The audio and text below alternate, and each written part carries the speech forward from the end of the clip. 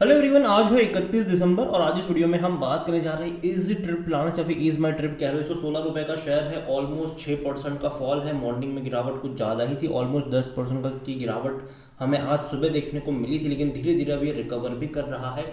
लेकिन एक major fall हमने यहाँ पर देखा तो ज़रूर है और बात करेंगे वीडियो में इसके बारे में, क्योंकि भैया पर्दे के पीछे बहुत सारी अपडेट्स निकल कर आ रही है, बहुत उड़ती उड़ती खबरें निकल कर आ रही है। सब कुछ डिस्कस करेंगे यहाँ पर, लेकिन उससे पहले अगर आपने अभी तक चैनल को सब्सक्राइब नहीं किया है तो प्लीज़ अभी इसे सब्सक्राइब कर लीजिए, क्योंकि आगे भी बहुत सारे वीडियोस हैं जो आपको काफ़ी ज़्यादा हेल्प करेंगे।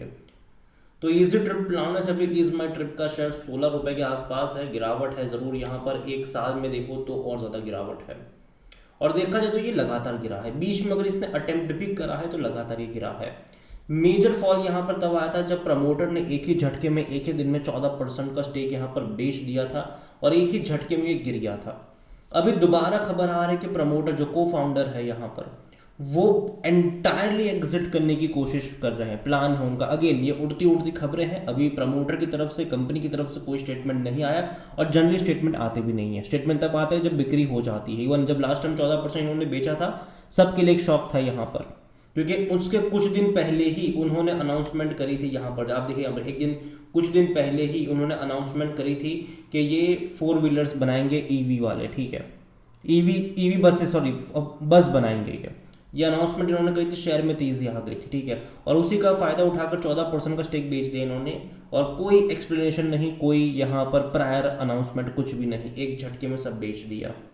इस बार भी कुछ ऐसे ही यहाँ पर अपडेट्स आ रही है कि Ease my Trip Planners block deal today, stock in focus as Ease my Trip के जो प्रमोटर है टू सेल एंटायर स्टेक। और ये बहुत बड़ी बात होती है किसी भी कंपनी में।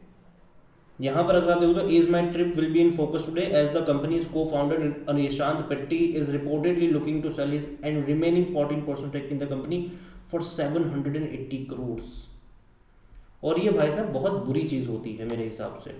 यहाँ पर एज पर द रिपोर्ट को founder and promoter Nishant Pitti could offload his remaining 14.21% stake in online travel portal on Tuesday via block deal, और उससे तकरीबन 780 करोड़ रुपए उनको मिलेंगे, पूरा एग्जिट। और ये वाकई में शौक है यहाँ पर। अगर आप देखोगे तो पेट्टी ऑन रिपोर्ट से expected to sell 5 crore shares at 15.60 rupees per unit, मतलब 15.5 रुपए के प्राइस पर ये बेच रहे हैं इतने सारे शेयर्स। और इससे पहले अगर आप देखो तो इसी साल 25 सितंबर को उन्होंने 38.28 रुपीज़ पर शेयर्स बेचे थे। कितने शेयर्स बेचे थे? वो थे 1 करोड़ शेयर्स। 1 करोड़ शेयर्स बेचे थे यहाँ पर, और बड़ी क्वांटिटी में, selling 1 crore shares eight 38 pieces. और उसके अलावा अगर आप देखोगे तो और शेयर्स यहाँ पर बेचे थे, वो तकरीबन 16 करोड़ 91 लाख शेयर्स यहाँ पर बेचे थे। वो किस प्राइस पे? 37.22 रुपीज़ पे बेचे थे। इसके अलावा 6 करोड़ 73 लाख के आसपास शेयर 37 के आसपास बेचे थे।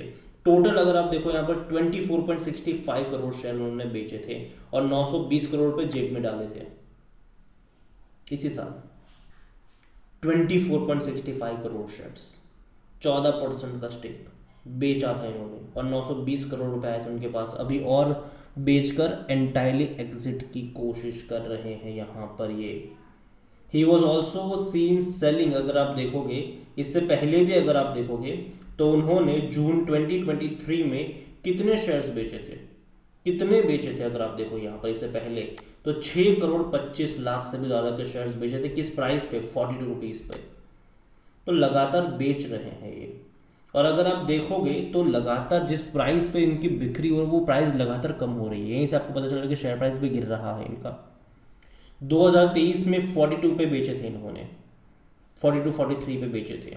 2024 में 38 पे बेचे थे और अभी भी बेचने का प्लान है इनका।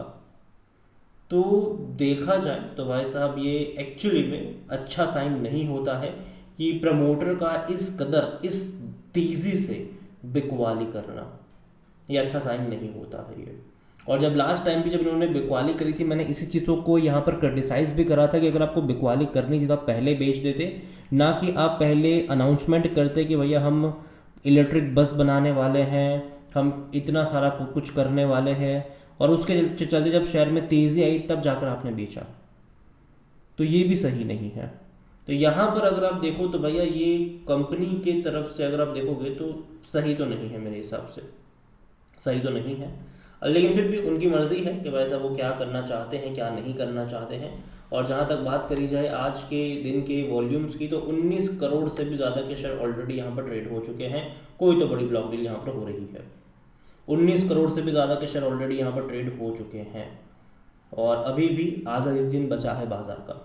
और जहाँ तक बात करी जाए इस कंपनी में, तो मार्केट कैप इसका 5,760 करोड़ के आसपास का बचा है और 52 वीक्स हाई 27 रुपीज़ का है, लो तकरीबन 14। अगेन मैं कह दूँ 14 रुपये कभी नहीं गया है, ये एक्चुअली इसका एडजस्टेड प्राइस है क्योंकि यहाँ पर बहुत सारे गेम हुए हैं बोनस और स्प्लिट के।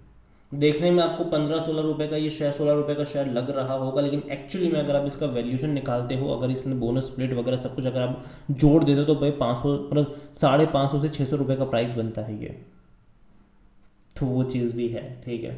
और जहाँ तक बात करी जाए इसके वैल्यूएशन की, तो 68 का देखो अभी भी महंगा तो है। और ये चीज़ बात प्रमोटर भी जानते हैं कि भैया महंगा है तो चलो बेच देते हैं। 38 का सेक्टर पी है। फाइनेंशियल देखो लोग देखते हैं कि 16 रुपये का शेयर है और प्रॉफिटेबल कंपनी है, 25-26 करोड़ का क्वार्टरली प्रॉफिट कर रही है, लोग ये देख के खरीदारी करते हैं। लेकिन हमेशा ये सोचो कि कोई भी कंपनी अगर पेनी स्टॉक बनी है तो वो पेनी स्टॉक क्यों बनी है? क्योंकि यहाँ पर गेम हुआ है बोनस का, यहाँ पर गेम हुआ है स्प्लिट का, उसी के चलते शेयर प्राइस जो है वो मल्टीप्लाई होते चले गए, शेयर मल्टीप्लाई होते चले गए, शेयर प्राइस लगातार गिरता चला गया। यहाँ पर अगर आप उस सबको काउंट करते हो तो इसका प्राइस 550-600 रुपये का बनता है, तब आपको ये सस्ता नहीं लगेगा, ठीक है, तब सस्ता आपको नहीं लगेगा शायद ये। और कोई खास अच्छे नंबर्स नहीं थे सितंबर में। अभी देखिए दिसंबर के नंबर कैसे आते हैं कि देखो एक्सपेक्टेशन बहुत अच्छी होनी चाहिए क्योंकि पिछले साल दिसंबर के नंबर बहुत अच्छे थे, 45 करोड़ का प्रॉफिट था। अब देखते हैं कि उतना ये कर भी पाते हैं कि नहीं, शायद थोड़ा बहुत मुश्किल लगता है मुझे। जहाँ तक शेयर होल्डिंग के बारे में बात करें, प्रमोटर की जो होल्डिंग है वो 50.38 की है, प्रमोटर लगातार बेच रहे हैं। देखो सबसे दिक्कत पता है क्या है यहाँ पर, जो प्रॉब्लम है, प्रमोटर अगर बेच रहे हैं ना तो इंस्टीट्यूशन खरीद नहीं रहे हैं। ये जो रिटेल इन्वेस्टर 2-3 क्वार्टर पहले 22% पे थे, प्रमोटर 64 पे थे, आज वो रिटेल इन्वेस्टर 22% से 34 पर आ गए, 33-34 पर। तो जो खरीदारी ज़्यादातर हुई है वो छोटे निवेशकों की तरफ से हुई है। तो ये एक मेरे हिसाब से नेगेटिव पॉइंट है कि अगर प्रमोटर ज़्यादा बिकवाली कर रहे हैं तो एटलीस्ट बाइंग जो आनी चाहिए वो इंस्टीट्यूशन की तरफ से आनी चाहिए, लेकिन वो नहीं आ रही है। और दूसरी बात, प्रमोटर ऑलरेडी बहुत सारे शेयर्स बेच चुके हैं। 75% की होल्डिंग थी, 70-75% की होल्डिंग थी, बेच कर ऑलरेडी 50% पे लेकर आ चुके हैं पिछले 1.5 साल में। आप समझ रहे हो? अभी अगर और बेच देंगे 14% तो प्रमोटर की होल्डिंग भैया कहाँ पर आ जाएगी? 36 पे आ जाएगी, जो कि अगेन अच्छा साइन नहीं होता कि 50% से कम की होल्डिंग, ये अच्छा साइन नहीं होता है। एटलीस्ट प्रमोटर का एक कॉन्फिडेंस दिखाता है यहाँ पर। और जहाँ तक बात करिए रिटेल इन्वेस्टर की, तो वो वही खरीद रहे हैं। एटलीस्ट इंस्टीट्यूशन से बाइंग आनी चाहिए, लेकिन वो नहीं आ रही है। तो समझ लीजिए यहाँ पर कि हो क्या रहा है। ओवरऑल देखो मैं इस कंपनी के बारे में इतना ही कहूँगा कि यार मत जल्दबाजी यहाँ पर करो, दूर बैठो, तमाशा देखो, जल्दबाजी यहाँ पर मत करना। ये मत सोचना कि भैया शेयर इतना गिर चुका है, मौके हैं। अगेन इस कंपनी में अप्स एंड डाउन्स आते रहेंगे, ठीक है, अप्स एंड डाउन्स यहाँ पर आते रहेंगे, लेकिन मेरे हिसाब से मैं इसको अवॉइड करना ज़्यादा पसंद करूँगा। सिंपल सा रीज़न है कि प्रमोटर की जिस तरीके से बिकवाली हो रही है वो कॉन्फिडेंस दे नहीं रहा है यहाँ पर। और दूसरी बात यह है कि जिस सेक्टर में कंपनी काम करती है वहाँ पर कंपटीशन इतना ज़्यादा है कि इनके मार्जिन इंप्रूव होना थोड़े से मुश्किल रहेंगे। चाहे कंपटीशन इनको मेक माई ट्रिप से मिले, पेटीएम से मिले, अदानी से मिले, गोवा एबीबो से मिले, कई सारे और प्लेटफॉर्म्स है, लोकल प्लेयर भी बहुत सारे हैं यहाँ पर। तो इनके लिए सबसे बड़ा चैलेंज ये ज़रूर रहेगा। अगर कंपनी अपने बिजनेस को डाइवर्सिफाई भी कर रही है, जैसे कि इन्होंने कहा था कि जब राम मंदिर इनोग्रेट हुआ था, इन्होंने कहा था कि ये होटल बिजनेस में एंट्री करे, कोई अपडेट अभी उसका आया नहीं है, उसके बारे में क्या कर रहे हैं क्या नहीं कर रहे, कोई अपडेट नहीं है उसका। उन्होंने कहा था कि बस बनाएंगे इलेक्ट्रिक बस, अभी अनाउंसमेंट करके इलेक्ट्रिक बस बनाएंगे, अभी तक उसका कोई अपडेट नहीं है। क्योंकि देखो ये सोचो कि अगर बनाएंगे खरीदेगा कौन इनसे, ठीक है। उसके अलावा देखो तो R&D के ऊपर कितना पैसा स्पेंड होगा, उसके अलावा कंपटीशन की क्या क्या होगी, कि देखो बड़े बड़े जायंट से टक्कर लेनी पड़ेगी, और इनके पास वो एक्सपर्टीज़ है भी कि नहीं, वो एक अलग चर्चा का विषय रहेगा। तो अगेन मैं इतना ही कहूँगा इस कंपनी के बारे में कि देखो कंपनी प्रॉफिटेबल ज़रूर है, पेनी स्टॉक आपको लग सकता है, लेकिन एक्चुअली में पेनी स्टॉक नहीं है। पेनी स्टॉक खरीद के यहाँ पर मत पड़िएगा। दूसरी बात यहाँ पर को प्रमोटर की जो बिकवाली को लेकर खबर आ रही है वो मनी कंट्रोल की रिपोर्ट है।